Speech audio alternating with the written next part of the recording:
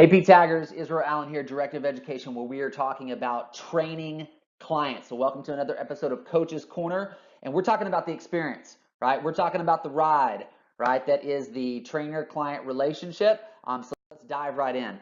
So, one of the things that I really love about our system sciences and tools is that it's not a one-way type of thinking.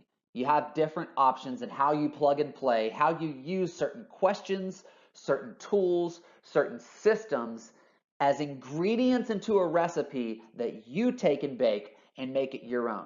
So one of the things that I really have loved about using a tool like the Kaizen 6, okay, is the power of feedback and the power of the alternative choice and tying that into an individual's Mo style or movement style. Okay, so I want you to think of this. Okay, you're going to go through, let's say, Monday is chest day, right? Everybody's blowing it up, National Chest Monday. Well, there's a lot of different ways, right, to move a human being, right? But we have to focus on the mindset of the individual, right? We also have to focus on the motivation level of the individual. And then we adapt that movement to basically fit the individual's personality, style, goal, level, all of those things that really help to match exercise, right, with the individual. Okay, so one of the things that I love about kind of the power of choice is you can easily give someone an alternate choice, right? So they come in, they get on the chest press, they say, hey, Mr. Jones, the first way that we're going to do this chest press is just kind of a slow and controlled tempo, right? 10 to 12 repetitions, right? Let's just see how that feels. After that's done, you say, hey, on a scale of 1 to 10, right? 1 being easy, 10 being hard, where was that? I'm probably at a 8. Okay, great, awesome. So now I want to show you a different variation of this, okay, kind of option B, where now we're going to take this from more of a traditional to now a hybrid. And we don't even have to leave the machine chest press in order to do that, right? We could stagger the stance. We could do one arm on the chest press, right? You like that? It's like 3D. There's so many different things that you can do to change those variables just to make it slightly different. Then here's where the power comes in, right? Now say, Mr. Jones, option A, option B. Which of those two options was most enjoyable for you? Not difficult, but enjoyable for you. Israel, I really like the option B. Just having the variety, I really felt my core when we were able to do that single arm. I really like option B. Awesome. So here's what we're going to do. We're going to do 2 more sets of option B, and I want you to keep that same kind of 7 to 8 level of intensity, and we'll adjust some things to meet that.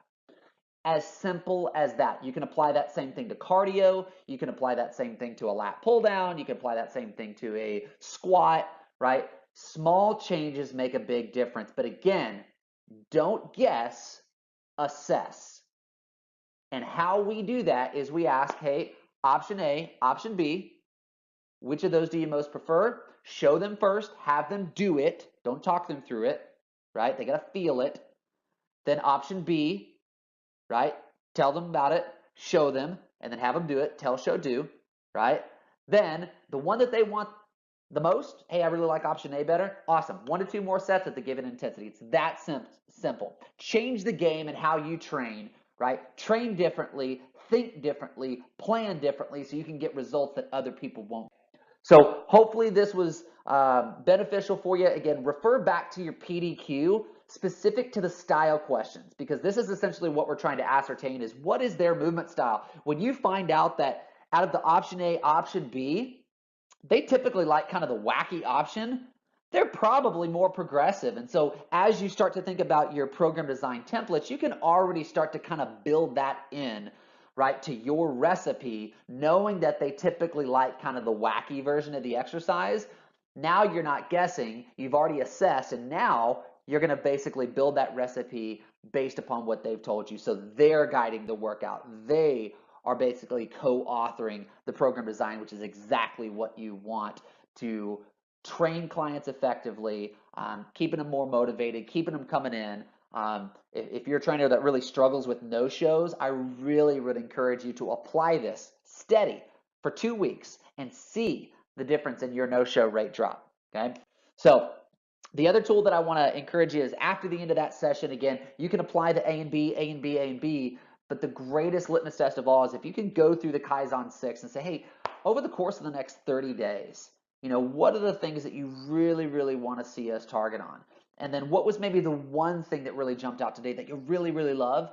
And then maybe what was one thing that we didn't get a chance to do that you'd want to do more of, right? Again, just the exercises alone, there's a lot of power in that feedback, but just giving that opportunity for 2 to 3 specific questions, doesn't have to be all 6, right? But 2 to 3 specific questions from your Kaizen 6 can really make the difference in not just closing the sale, but enhancing the experience and keeping those clients staying long. So hopefully this was, if you have any questions, let us know. We're always here for you, and I'll see you in the clubs.